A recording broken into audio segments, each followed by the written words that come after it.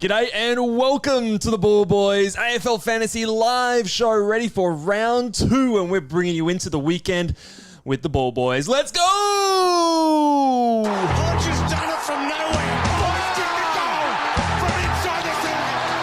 Sheed from the boundary. Dusty.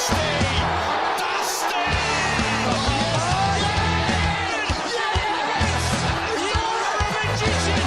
Petrarca. The legend becomes immortal. G'day and welcome again to the Ball Boys AFL Fantasy live show on your Friday afternoon. I am your host, Mitch Casey, and I'm joined by the one and only Luke Rogerson, coach of the Mighty Oxlongs, or the Ox Shorts, as they, if not already, will soon be known as. They will soon be the Ox Shorts, mate. I'd be up and about if we could actually pick a winner. Look, we just pick duds in our teams. Yeah, the vibe this Friday compared to last Friday, it's a little bit different over here at the Ball Boys HQ. We might need to change from beers to spirits, I think. Yeah, might need something a little bit harder with a couple of results, especially the results of last night's game. Just, a bit of a beatdown, but we're not going to let that get our spirits down. We're gonna keep soldiering on. It's best 18, Luke. Yeah, what do they say? It's a trading game too. I've heard that somewhere. Yeah, it's a trading game. It's a trading game, just once or twice. We'll see. So we're gonna trade our way to some not shit sides. Is the plan? I like the idea of that. I'll tell you who's first on the chopping block next week. I'll tell you what. If it's the guy we're talking about from last night, Ollie Hollins, he's officially a dud. Oh. He's a dud pick. Well, he doesn't like he doesn't like points. He doesn't like pill. He doesn't like fantasy. He doesn't like us. Look, I made a rookie error last night when I was talking to you in the group chat, and I said I think he's actually good, and I stand by that. But he's not good at fantasy. Hang on a second. He actually had to defend. Like, he was playing on Dylan Moore last night. Your text directly coincided with him doing nothing for the rest of the game. It did. It was a big old moz. Yeah, the moz. It was. It was an accidental one at that. But, man, he just runs to the wrong spots every single time. Gave away silly free kicks.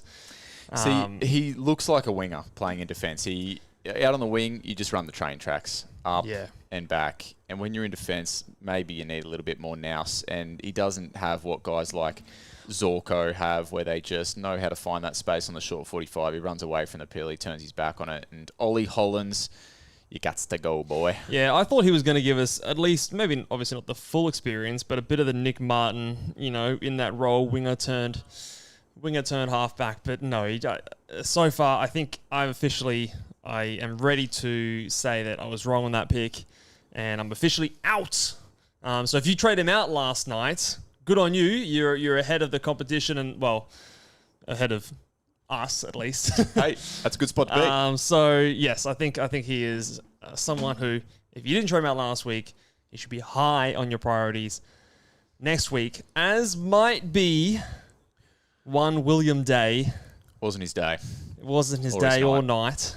Now, he had, and I tweeted this out, he had a horrible run of free kicks against last night. And we were talking about this at the end of last game. That could very easily have been a ton last night.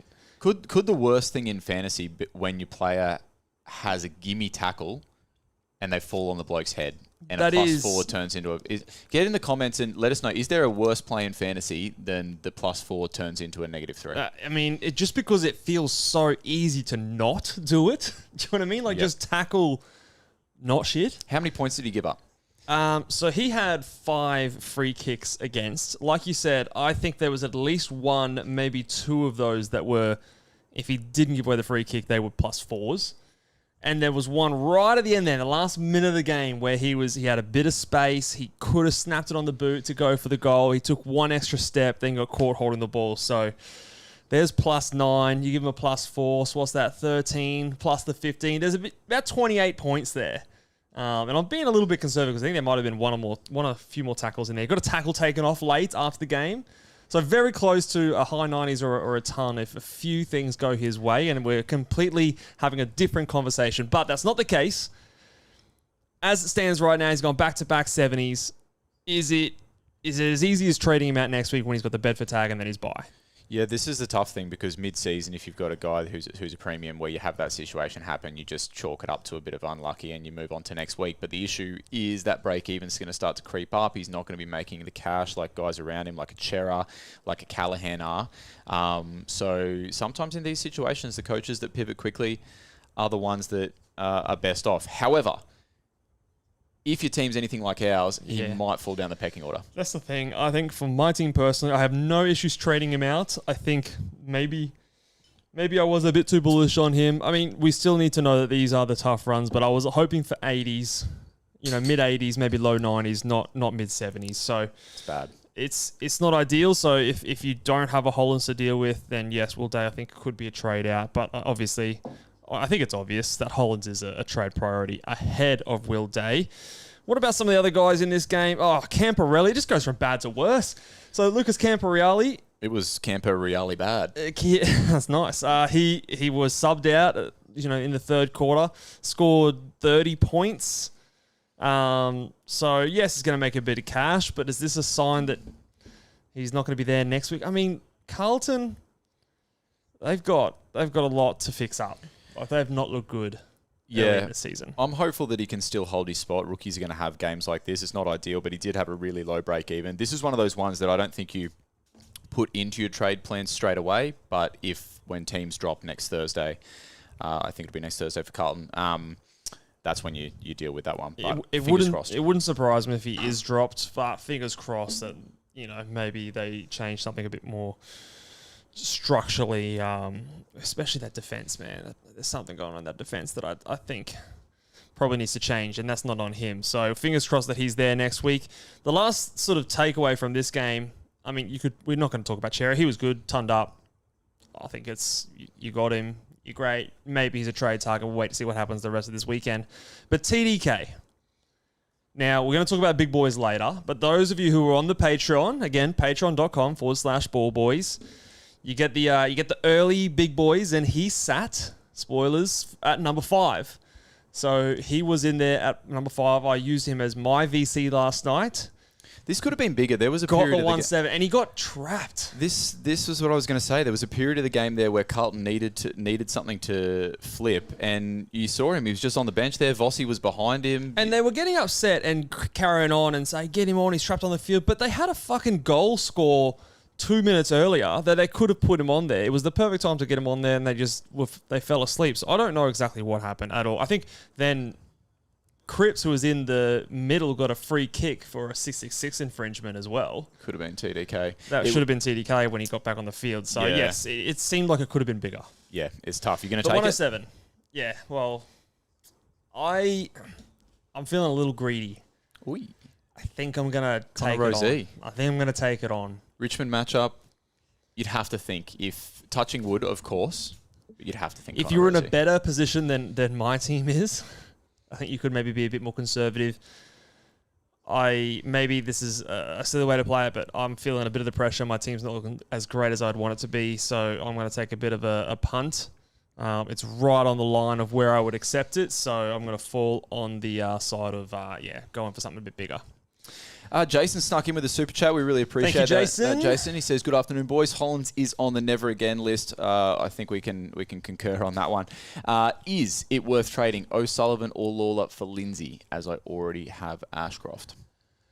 I would personally try to find another way to get there. So when you say another way, are we talking like Sanders and with maybe some flexibility in the utility? I would go any of Sanders, Garcia, Peatling, Hollands. Let's just say Hasty if he's dropped. If you got a bit of DPP and you can do a Perryman or a Taylor. I know there's a lot of DPP action there, which seems tough this time of year, but I think one of those failed mid prices down to him is the better way to go than a sideways rookie across, because we saw with Campo-Reale, who scored a 76 last week, comes out and scores a 30. That could very easily be the opposite for like an O'Sullivan, and he scores a 51, and the next week he goes an 80, and I think you sort of playing rookie roulette at that point. Yeah, at least if you drop the failed, quote-unquote, mid-pricer down, you're going to pocket some cash there as well, which is hopefully going to help you for your next week's trades. Yeah. Tyler sneaks in as well. Appreciate your super chat, Tyler. He says, hey lads, missed, can't talk, Ashcroft and Lindsay last week. Am I better off trading them both in or getting Nevitt? I think you need the two rookies. Yeah. The thing about Nevitt, we'll talk about him now. I think he's a good trade option, but there's a little part of me that goes, all right, Geelong smashed Freo. They had the highest score of the entire season so far in terms of fantasy scoring.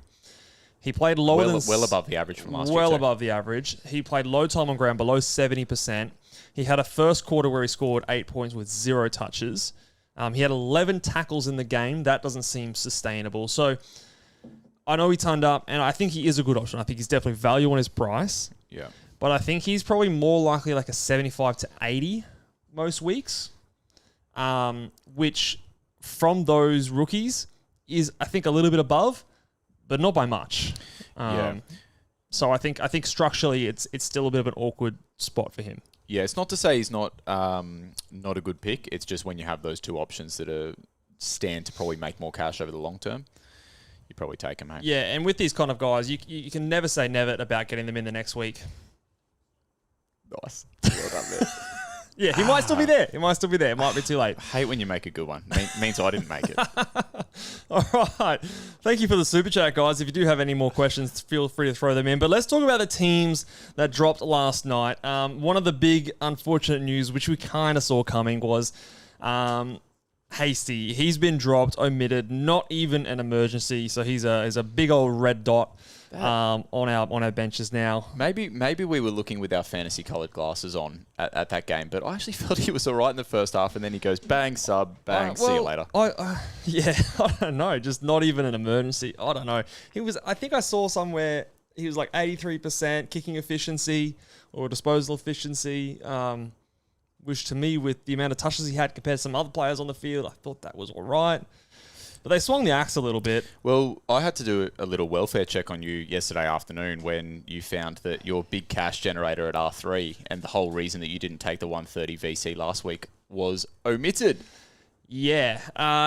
This is the difference between like 15,000 ranks right here. That's a lot of ranks. That's a lot of ranks. So I made 38K. So... Worth it. Cool. I mean, hopefully he comes back sooner rather than later, but that was a very surprising one. I think we'll maybe touch on that one a little bit later. You certainly weren't buoyed by the news, were you? It's no never by... What did I even say? It was no never joke. That's pretty good, mate. The spelling's different. Buoyed. Yeah, buoyed. As in buoyancy. Yeah. How's that spelled? Bouy. Is it UOY? I don't know. You're a teacher. You should know. No, mate. I think it's UOY. Okay. Jeremy Finlayson, the pre-season sensation. 10 marks last week, dropped. So that was a 1 week experiment that didn't last very long. Gross. I reckon Dylan Shield might be next.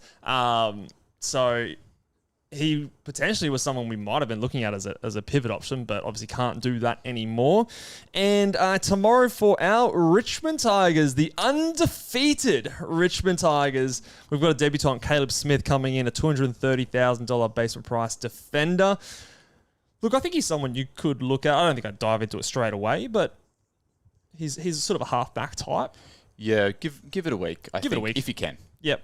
Yeah. I think he might be in and out of the side, but as for Richmond, he'll get plenty of games this year, I think. The other one, which just warms my heart a little bit here, because they're coming up against a monster of a matchup, a behemoth of a ruckman. Collingwood decided that they have to call for reinforcements and get Big Mason Cox in to go up against Tim English. They were too scared, Luke, to go up against Tim English with just Darcy Cameron, and I can't blame them with such a dominant performance he put up last week. You got to bring in the big guns. Absolutely terrified. So does that make... Well, first of all, for the people who maybe started Darcy Cameron, are you worried about this? And for us Tim English suckers, is this maybe make us a little bit more nervous? I think it's probably worrying on both fronts. If you're a Darcy Cameron owner, you want him to have the monopoly. Yeah. The way Tim English went against one ruckman last week, I was worried about that. So you double the ruckman that he's going against, and I'm even more worried. Yeah, so he was going against Tristan Sherry and who's their backup ruckman? Was Darling playing a little bit of Yeah, Darling. So he's not a ruckman. He's not a ruckman. You got Cameron, and then you bring in a big Cox, and you're in trouble. Yeah, I don't think English likes going up against big Cox. No, not many do. Yeah, or Mason.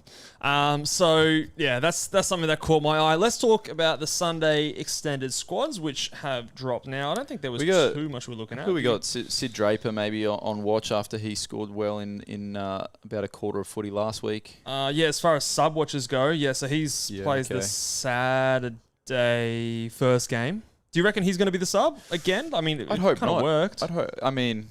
It worked, but they were against traffic cones last week. So yes. I think that maybe he showed enough to get a full game this week.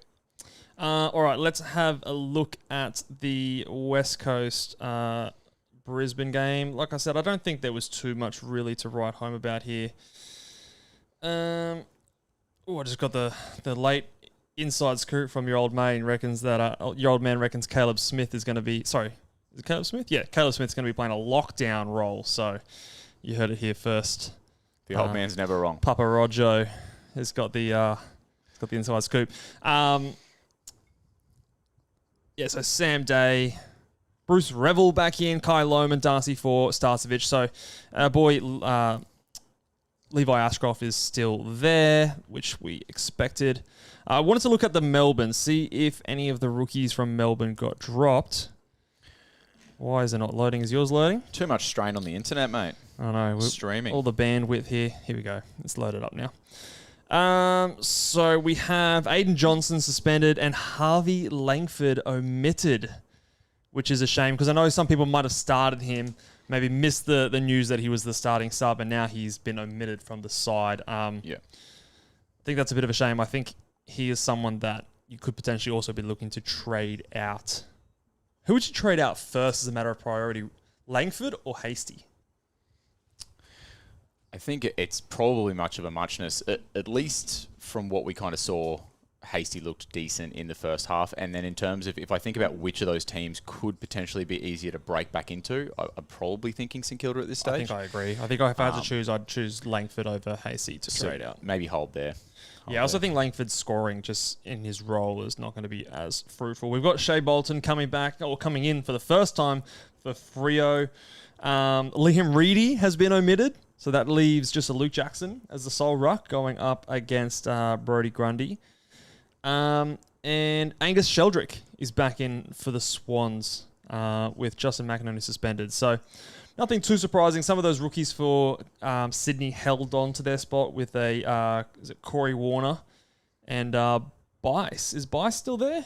Yes, Riley Bice. That'd be interesting. He's named on field, so maybe an option to downgrade to in your defense line. He looked pretty good, 35 points in his limited game time last week, so maybe another option, maybe for Taylor owners to go down to if you wanted to do something there, potentially. Don't have anything to fix. They do have the bye next week. So I think for most of us, it's a watch on his role, and if he's there around 4, could be someone worth a pickup there, a trade in if we have a bit more confidence now that he won't have his bye after round 3. Are you ready, mate? Am I ready? Oh, no, I'm not. You don't have your goggles. No, I don't have my goggles, so we're going to have to go flying blind. Go goggleless. Okay, it's time. Put them on. For the big boys.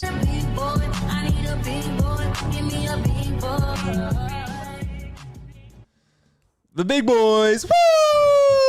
I can't hear the sound drop, man. I don't know what you need to put the headphones back on because this is me throwing to you for the big woo! Yeah, the big Ric Flair. I'm out of rhythm. But the big boys, we're going top 5. And like I said, let's count from 5 up. Number 5, I had Tom DeConing. Scored the 107. At this stage, I think I'm taking it on. I'm going to look for something bigger. Number 4, I have Jordan Dawson. Not that guy. Went 126 last week. Small flag. Coming up against Essendon, which just on paper are a positive matchup. Okay. But the tag that went to Will Day last week, which was a bit of a combo between Durham and Redmond, more than likely should go to Jordan Dawson. However, I think with Ridley's injury, maybe you might see Redmond play a bit more in defense. Yeah, and maybe it's just a one-on-one matchup with Durham. And I don't know if I could back in Durham's ability to tag. I think he tried to tag him maybe last time. Last year he scored 155 against them. Jordan Absolute Dawson monster. Just has the ability to just parachute on out of there if he gets any attention. And if he goes forward and Adelaide are on top, he kicks goals and takes marks. And if he just so decides, he'll wander back and he'll get amongst the waxing and take a kick out if he likes. So Jordan Dawson's an elite all-round player, and I don't think he's tag proof because going into those other roles isn't as fruitful as the midfield role, but I think he can shake tags easier than others. Yes, I think he is one of the highest potential to still score well even when being tagged. So with that said, I still think he'd be an excellent VC option because I think a couple of these players above are very highly owned and play later after that game. So he plays first game on Saturday. So I reckon he'll be a very popular VC. Number 3, I have Nick Dacos playing tonight against the Western Bulldogs. The Bulldogs, they gave up a feast of points to North Melbourne last week. You had Sheasel go 114. You had Simpkin go 125. Pow! Pow! He went big. Tristan Sherry went there. I think they had 4 scores, 114 or above. And when it's Collingwood, Perriman, please. Perriman, 125. You heard Please it do first. something. So Nick Dacos is the player that he's going to obviously be at the forefront of that. So I don't see a tag coming his way in this game, which is probably a little moz there, but he should be good at number 3. Number 2, Harry Sheasel at number 2, coming up against the Demons, who are a team that don't usually tag. Give up plenty of fantasy points. They can kind of go head to head. He just seems to me like someone who I think he's one of the highest projected players in my projections. Positive matchup. I feel like he's a really safe option as well. Maybe a bit safer than Nick Dacos because we've already seen a really good score for him. So he gets a number 2. And number 1, very popular player. I think this will be the most popular captain of the week. It is Connor Rozee coming up against the Richmond Cones. Don't let round 1 fool you. Richmond still suck. This is our little way of reverse mozzing this into existence and look, Richmond the flag. If Richmond win this game, I still won't believe it, but I'll be a step closer. But it's away. It's in Adelaide. Connor Rozee put up 112 in a belting last week against Collingwood. Yeah. So if he's on the other side of that, he strikes me as someone who could go very large in a game like this. So he is the number 1 option. They play at 3:15 the game after the Adelaide game on a Saturday. So you could be rolling a Dawson into a Rosie, and that would be a very nice option. Any week where I have the top 2 big boys is a good week, Mitch. Oh, mate, So, big comeback for the Oxlons. I should be onto a good one if Ollie Hollands hasn't ruined it already. Now, if you want the full top 10 list of the Ball Boys, big boys, and we only had 2 scores in our top 10 go below 100 last round. So starting off the year pretty well. In fact, I think only 2 scores below 110. Both the Freo boys. Both the Freo boys. And obviously, I didn't necessarily expect the beatdown that was there. Head over to patreon.com/ballboys and you can get the extended and early edition of the big boys. All right, you wanted to get this one going on. Let's get it going. Oh, Mitch, mate, it's time for Spicy Takes.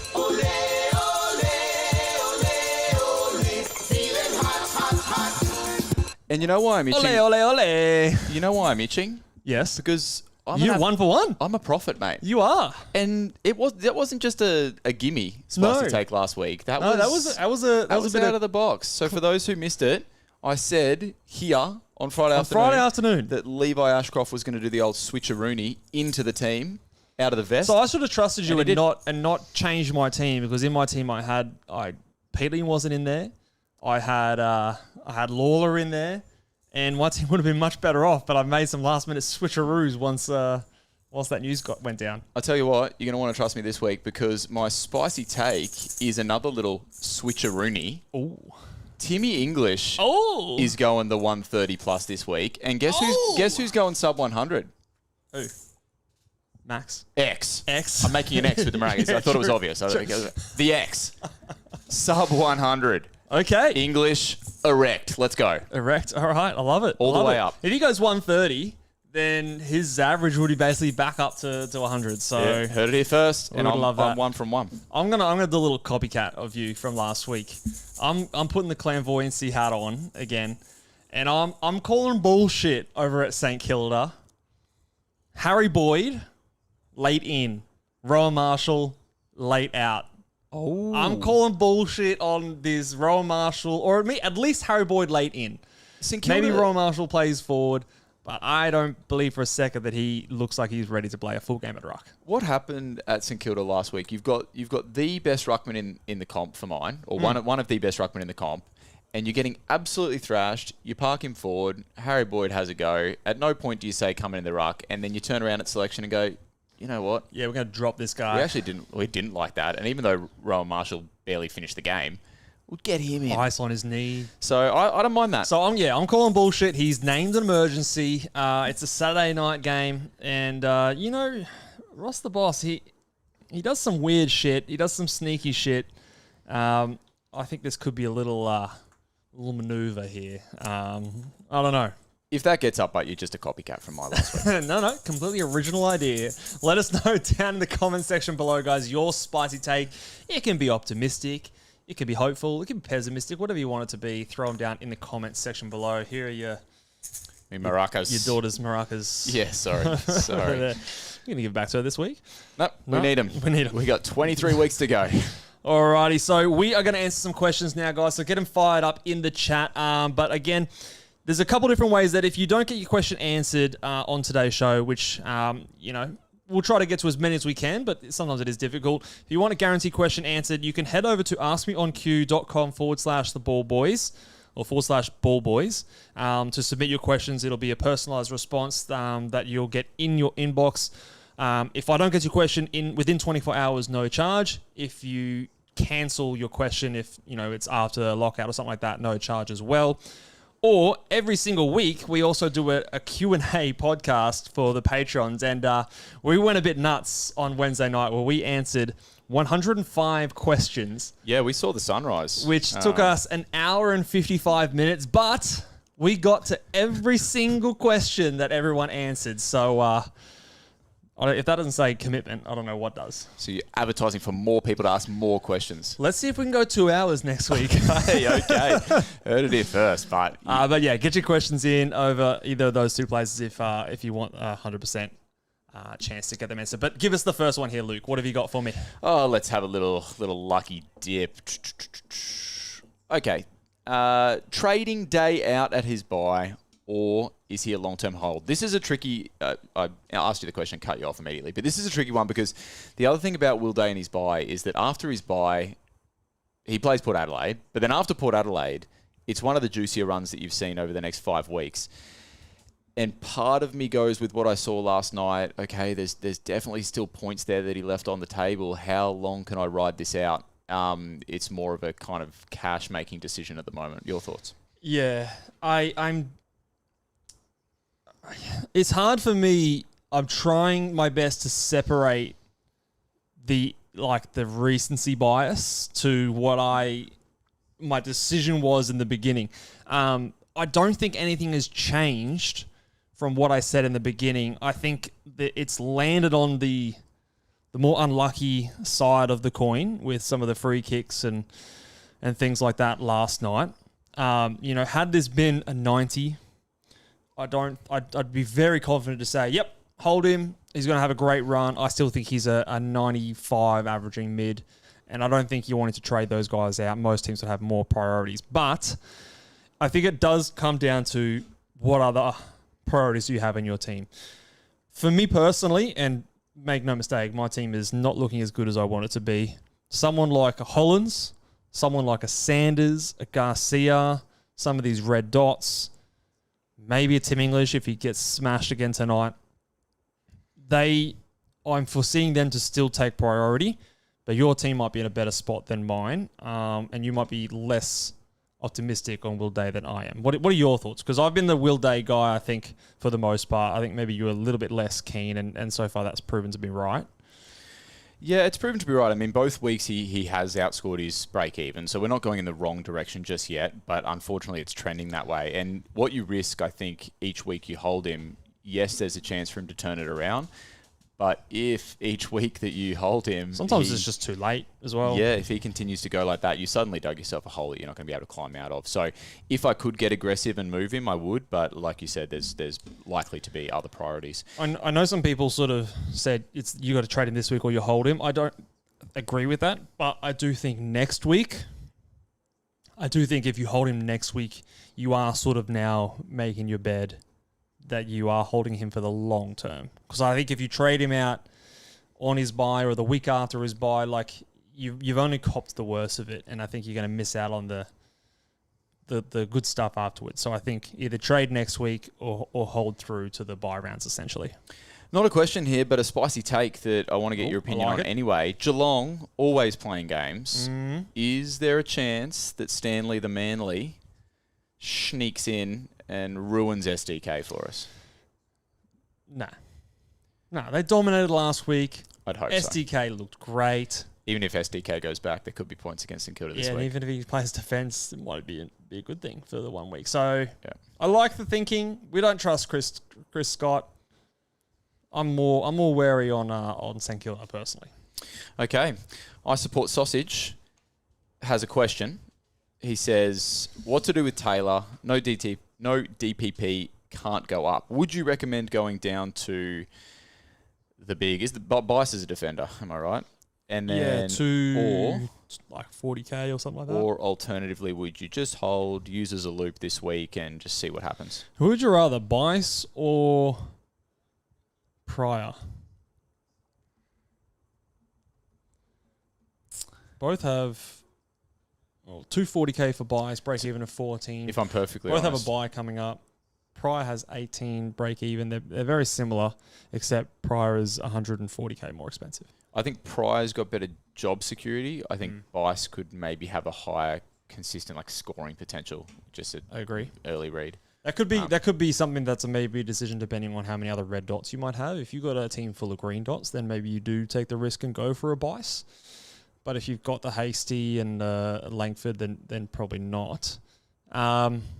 He also asked, or does he just hold Taylor and trade Taylor next week?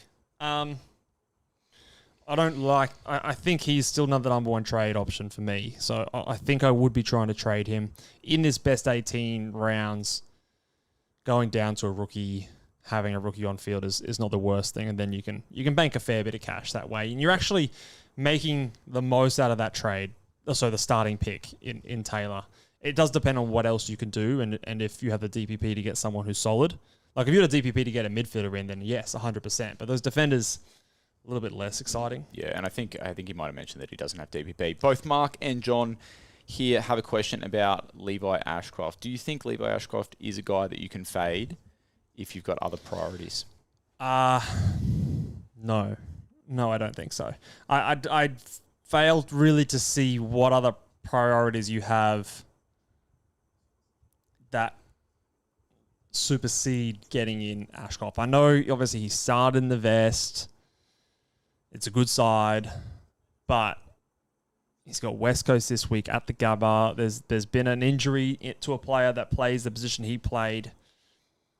I just think you got to back this type of a player in, and by going against a 371k player who scores 80s, he could turn up this week. -2 break even. What else are you doing that's got a higher ceiling than that? Yeah.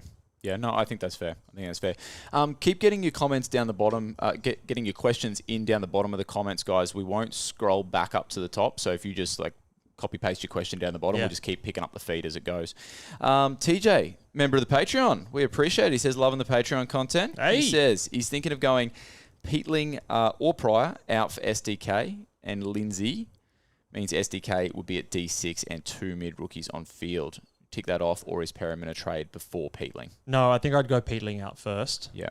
I also think if that also allows you to get someone like a Lindsay on field, that's a good structure adjustment as well. Maybe in that situation you're banking a bit of cash, but I think that's a good thing. It's something very similar to what I'm doing this week. Yep.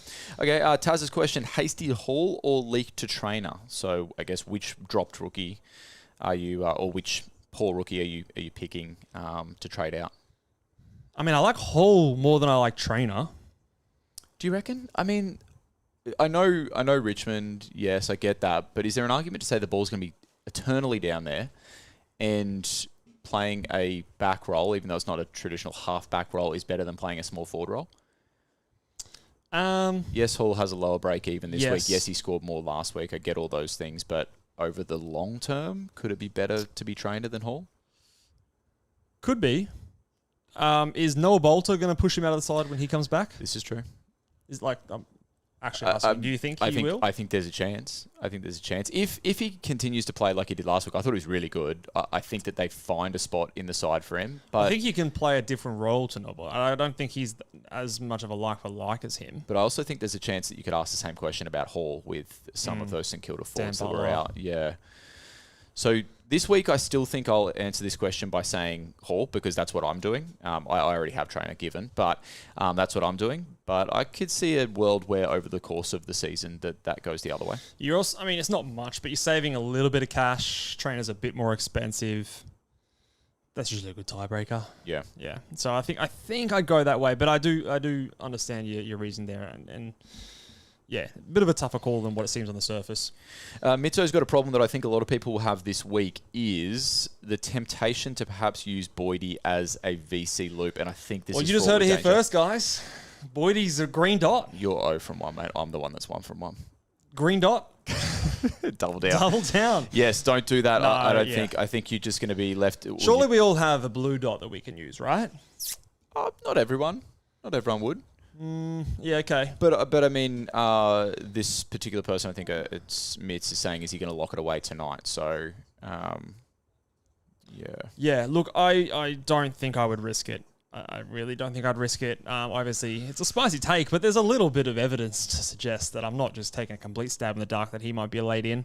So, yeah, you got your Stones, you got your Taylors, you got your Hasty. So if Hasty was in your trade plans, then you have a big VC and you might want to reverse that and use that red dot if he's the only access to that loop option. I think that's definitely fine to do. It's fine to have a red dot in there. But yeah, I think it is too risky to use Harry Boyd. Yeah. Fallon Rath's got a super chat. We appreciate that. The question is holding Wicks and looping Davidson and Garcia with Stone and trading Sanders to Lindsay and O'Connor to Ashcroft okay? And that banks 400k. That to me sounds very good. That sounds fine to me. That sounds great. You've got you obviously maybe Garcia could be in your trade plan soon, but you're looping this week, so hopefully you're going to get a good score. And then Sanders saved his score last week. We think that maybe he's one of those failed mid-pricer picks. I think that's great. Who's O'Connor? Is that O'Connell? Or is that I don't even know. Is this the Geelong guy that you were getting confused? that his name was. Wasn't there a Geelong player that you couldn't remember? Anyway, because I'm looking at O'Connor and I can see Mark O'Connor, and I'll go as far as to say he's probably not in your side. It won't be because O'Connor would be how much as well?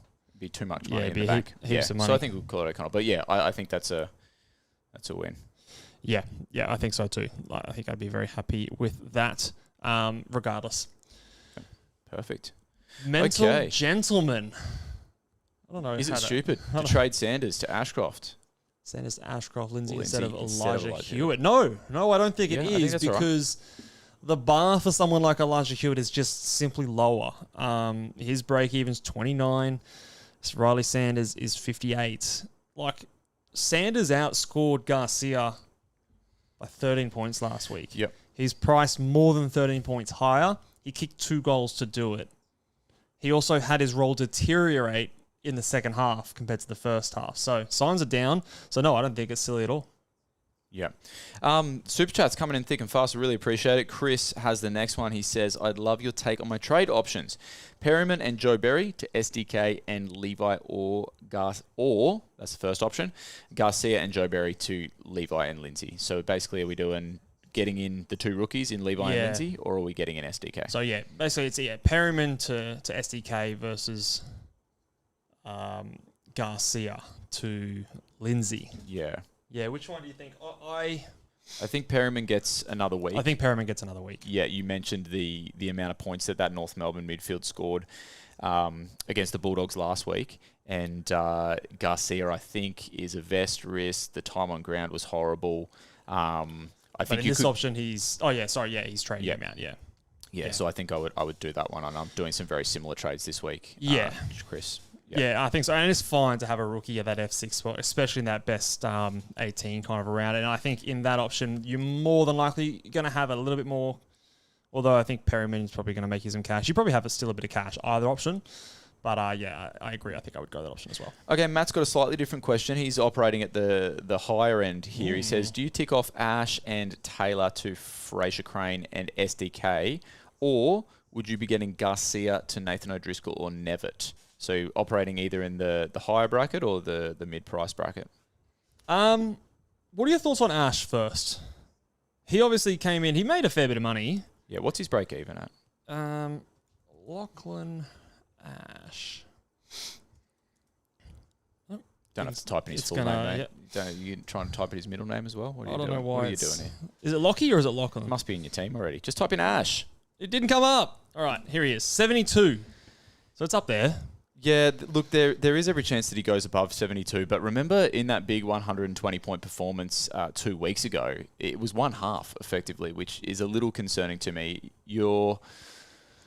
I don't think he's going to be a guy that you really want to hold too much longer after his bye. So is the idea? Yeah, and this is probably why I was against starting him, because he's priced at a point where if you were starting him, the idea would not necessarily just be for that cash generation. He was a premium, essentially. But with that said, I probably would still trade him out because I personally didn't believe in him being that premium. You know, he did a very similar thing last year with his opening round. He scored big and then went basically to what he was priced at after that. Yep. So, yeah, I think, you can probably trade him out. I'd go that option. Get those 2 mid-prices. What about Fraser? Are you in on Fraser? Are you going Fraser? No, not at this stage. I'm doing just very boring trading this week and trying to just turn shit rookies into good rookies. So hopefully that's how I'm going to hike that comeback trail. I don't mind.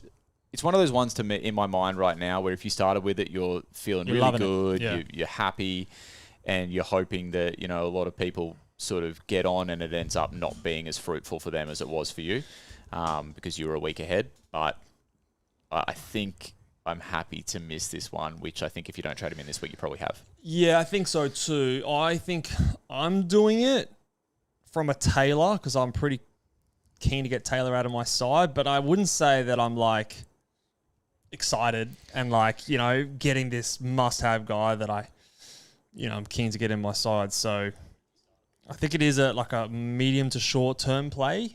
Yeah. But in my defense, I think I'm happy with that for now. I'm hoping that he still gets a bit of that midfield role, which he scored really well in while those other guys are out. Got to shout out Bales. I'm assuming it's going to be Bales on the Fantasy Fanatics channel. Hasty to Lindsay, the play over Taylor to SDK. Correct? Question mark. I think we're both in that camp of just switch out the bad rookie for the good rookie. Or would I find this very hard. You're going to make his life hard here, are you? I find this very hard. I think if I'm going based on what I did last year that was successful, I held these red dots and I was more aggressive with the mid prices. Especially if you've got the rest of your bench looking healthy. Is there a chance that Hasty comes back here? I know he doesn't have Lindsay. That's maybe the difference. It's probably the pick of the rookies. In terms of scoring, his break-even's right down and he looked What's good. his other move? That's all he's got for us here. I don't think he wants to reveal too much, mate. He's direct competition now, Bales. And he's well on top of us too. Maybe I'll just I'll try and mess his team up here so I can beat him down the line. For what it's worth from me, Bales, I'll do the rookie. I think I'm fixing up Taylor to SDK. But that's just because that's what works for me last season in terms of getting on. It depends on how bullish you are on the mid-pricer. And of the mid-prices, I think SDK is the one I'm probably the most bullish on. Hence why I started him, but you might not feel the same way, so that might change your mind. It's a very tough call. Sorry if I didn't help you there, Bales. Yeah, it was very unhelpful. Garcia or Stone to Max Hall in the forward line. Who would you go? Garcia or Stone to Max Hall? I'd go Garcia. Take a bit of cash. Stone's still got a break even of 4. You can use that loop this week. I'm fine holding him on my bench. It's not a big deal. Justin says, alternatively, was thinking Finn O'Sullivan to Xavier Lindsay, but not convinced that Lindsay will be much better than Foss going forward, which I think you're probably right there, Justin. We talked about it before. It's just the facts of rookie roulette. You know, we get enamored with the round 1 scores, and then we think they're everything, and round 2, we could be sitting here next week, and that could be the complete opposite. 100%. Bales just said that his other trade was Hollands to Ashcroft, so he's already kicking goals there. Hey. That's already Bales, a big win. You're already shitting all over us. Well done. Yeah, I think I'd do that other move in the defence, but yeah, I'm maybe not seeing him too well this year to start off with. So I'd back your gut in. One round, mate. One round. What is it? What's the thing? It takes 3 to make a pattern. Is that right? Is that a thing? Well, 1 is just 1. 2, there could be a coincidence of 3. Three's a pattern. Did I just make that up? Maybe I made that up. It sounds very smart, so I'd take it if you did. If you can't convince them, confuse them. Yeah. Okay. You heard it here first, guys. It takes 3 to be a pattern. Pick a question for me, Mitch. I feel like I'm doing all the reading. But you're so good at it. Okay, from Tony here. Perryman to Nasai Wangini Miller or Fraser, or he could go Sanders to Rankin. This is an interesting question. What are your thoughts on these ones here? I liked what I saw from the Wang. I always do. What about Nasai? Yeah, him too.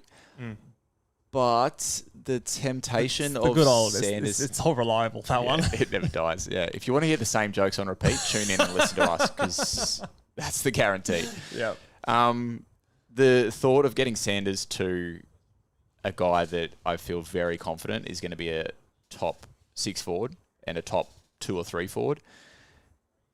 I think I'm there as well. Yeah, makes me think that Sanders to Rankin is probably, of those options, the one that I would do. So I see Rankin, he's priced at 85. I see him as 10 points unders. I think Fraser could maybe be 15 to 20 points unders, but it's a trade again later. Yep. Whereas Rankin is not. Nazai Wangini Miller is priced at like 102 or so. I think he's at best 5 points unders.